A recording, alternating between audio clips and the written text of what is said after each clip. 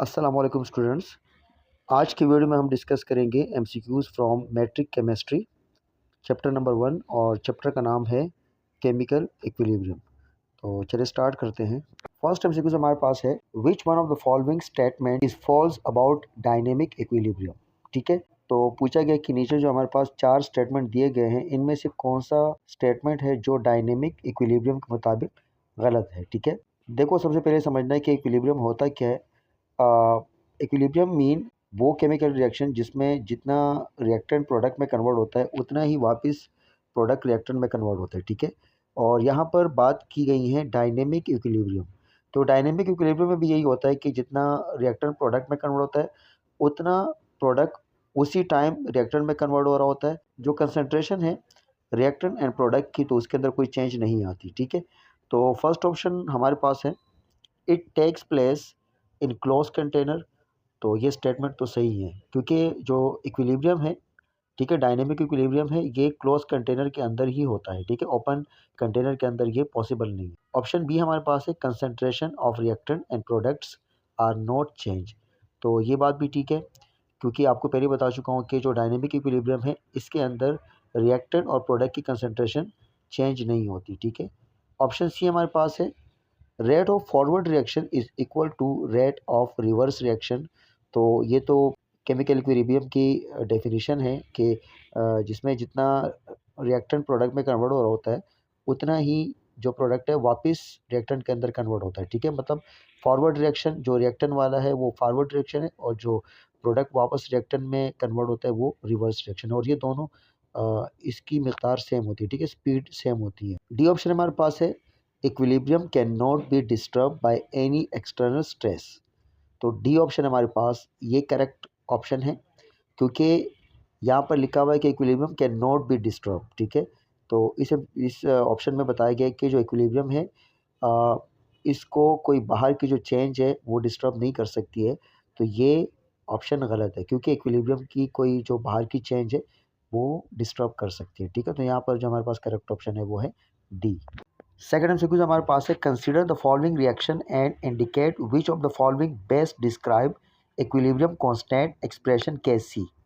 तो नीचे जो हमारे पास 4 ऑप्शन है पूछा गया कि इनमें से कौन सा ऑप्शन है जो कैसी मतलब जो इक्विलिब्रियम कांस्टेंट है उसको बेस्ट तरीके से डिस्क्राइब कर रहा है। ठीक है, तो आपने ये बात याद रखनी है जो कैसी है हमारे पास इक्विलिब्रियम कांस्टेंट है ये बराबर होता है प्रोडक्ट अपॉन रिएक्टेंट। और दूसरी बात आपने याद रखनी है कि जितने मोल होते हैं ना उन मोल नंबर को हम पावर में लगाते हैं। ठीक है, तो यहाँ पर जो हमारे पास फर्स्ट ऑप्शन है कैसी, ऑप्शन ए, तो इसमें आप देख रहे हैं कि प्रोडक्ट अपॉन रिएक्टेंट है। ठीक है, इस केमिकल इक्वेशन में आप देख रहे हो जो नाइट्रोजन मोनोऑक्साइड और वाटर है ये हमारे पास प्रोडक्ट है और जो अमोनिया है ये हमारे पास रिएक्टेंट है। ठीक, तो आप देख रहे हैं कि ऊपर प्रोडक्ट है नीचे रिएक्टेंट है।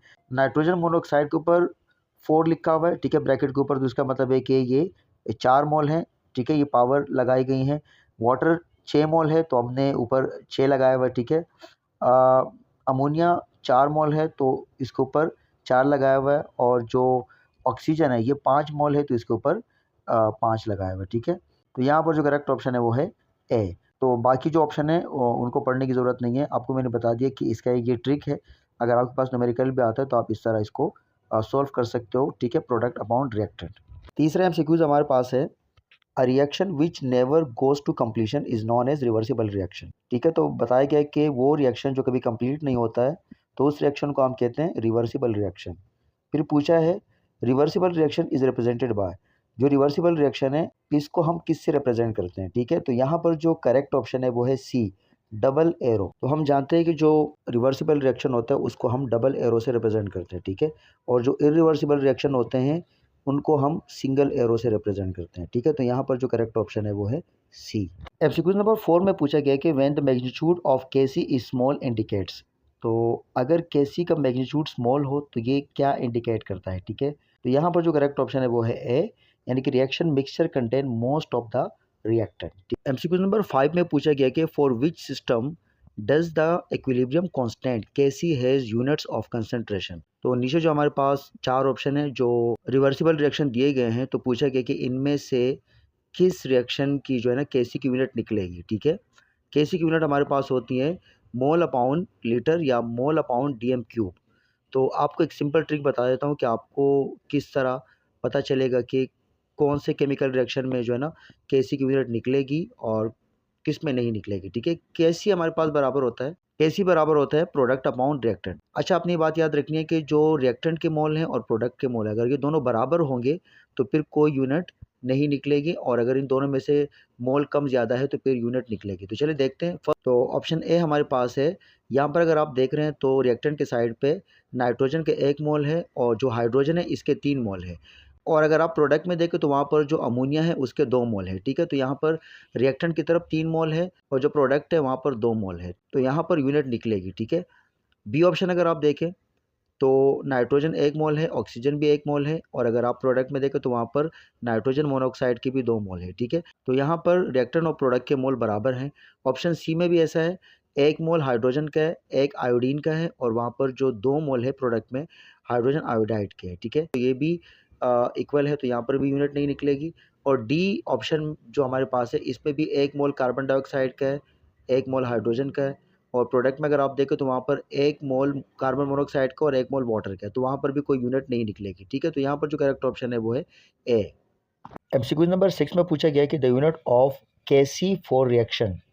ये जो हमारे पास रिएक्शन दिया गया है कि 1 मोल नाइट्रोजन के रिएक्शन कर रहा है 1 मोल ऑक्सीजन के साथ और 2 मोल नाइट्रोजन मोनोऑक्साइड के बन रहे हैं। ठीक है, तो यहाँ पर कह रहे हैं कि इसकी यूनिट क्या निकलेगी। तो पिछले एमसीक्यूज में मैंने आपको ट्रिक बताया था कि अगर रिएक्टेंट साइड पे और प्रोडक्ट साइड पे दोनों साइड पे अगर मोल बराबर हो जाए तो वहाँ पर कोई यूनिट नहीं निकलती। ठीक है, वहाँ पर कोई यूनिट नहीं बनती है। तो यहाँ पर अगर आप देख रहे हैं तो 1 मोल नाइट्रोजन का है, 1 मोल ऑक्सीजन का है। ठीक है, रिएक्टेंट की तरफ और प्रोडक्ट की तरफ 2 मोल नाइट्रोजन मोनोऑक्साइड के हैं। तो यहाँ पर जो करेक्ट ऑप्शन है वो है डी, यानी कि नो यूनिट। एमसीक्यू नंबर 7 में पूछा गया कि the system is stable in equilibrium when. तो यहाँ पर जो करेक्ट ऑप्शन है वो है ए, यानी कि क्यू सी इज इक्वल के सी। तो अगर क्यू सी इज इक्वल के सी है तो फिर इक्विलिब्रियम स्टेबल होगा। ठीक है, और अगर के सी ग्रेटर है या स्मॉलर है तो फिर वहाँ पर इक्विलिब्रियम अनस्टेबल होगा। तो यहाँ पर जो करेक्ट ऑप्शन है वो है ए।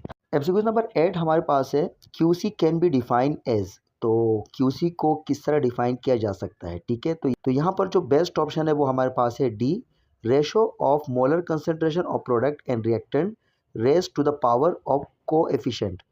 ठीक है, तो डी ऑप्शन हमारे पास बेस्ट ऑप्शन है। अदरवाइज इसका करेक्ट ऑप्शन बी भी हो सकता है। ठीक है, ratio of molar concentration of product and reactant at a specific time. तो इसका ऑप्शन ये भी करेक्ट हो सकता है, लेकिन यहाँ पर हमने बेस्ट ऑप्शन उठाना है, तो वो हमारे पास है डी। एमसीक्यू नंबर 9 हमारे पास है, which of the following represent backward reaction. तो नीचे हमारे पास 4 कंटेनर दिए गए हैं, तो पूछा गया कि इनमें से कौन सा हमारे पास ऑप्शन है जो बैकवर्ड रिएक्शन को रिप्रेजेंट कर रहा है। ठीक है, तो पहले कंटेनर के ऊपर देखें, हमारे पास एक रेड बॉल है ऊपर और एक ब्लू बॉल है। ठीक है, ये जो रेड बॉल है ये रिएक्टेंट है और जो ब्लू है ये प्रोडक्ट है। तो पहले कंटेनर में अगर आप देखेंगे तो आपको 4 बॉल जो है ना वो रेड नज़र आ रहे हैं और 6 बॉल आपको ब्लू नज़र आ रहे हैं। ठीक है, तो यहाँ पर जो प्रोडक्ट है मतलब वहाँ पर थोड़ा-सा आप ये कह सकते हैं कंसंट्रेशन ज़्यादा है, मतलब 6 बॉल है, लेकिन अगर इसमें 1 बॉल वापस रिएक्टेंट में आ जाए तो ये दोनों बैलेंस हो जाएगा। ठीक है, तो फर्स्ट कंटेनर हमारे पास है, तो ये तकरीबन आप देख रहे हैं कि ये हमारे पास इक्विलिब्रियम कंडीशन रिप्रेजेंट कर रहे हैं। अगर आप दूसरे कंटेनर में नोट करेंगे तो वहाँ पर जो रिएक्टेंट है वो है ग्रीन बॉल और जो प्रोडक्ट है वो है गोल्डन। ठीक है, तो यहाँ पर जो ग्रीन बॉल हैं वो बहुत सारे हैं और जो गोल्डन है वो सिर्फ एक है, मतलब जो रिएक्टेंट है वो ज़्यादा है, प्रोडक्ट कम है। तो यहाँ पर रिएक्टेंट प्रोडक्ट के अंदर कन्वर्ट होगा, तो ये तो हमारे पास फॉरवर्ड रिएक्शन हो जाएगा। थर्ड कंटेनर में अगर आप देखेंगे तो वहाँ पर आपको जो रिएक्टेंट है वो ब्लू बॉल है और जो प्रोडक्ट है वो है रेड। तो यहाँ पर सिर्फ 2 बॉल जो है ना वो ब्लू है और बाकी जो रेड है वो बहुत सारे हैं। तो यहाँ पर जो प्रोडक्ट है, ठीक है, वो रिएक्टेंट में कन्वर्ट होगा। तो यहाँ पर जो हमारे पास करेक्ट ऑप्शन है वो है डी, यानी कि 3 ओनली।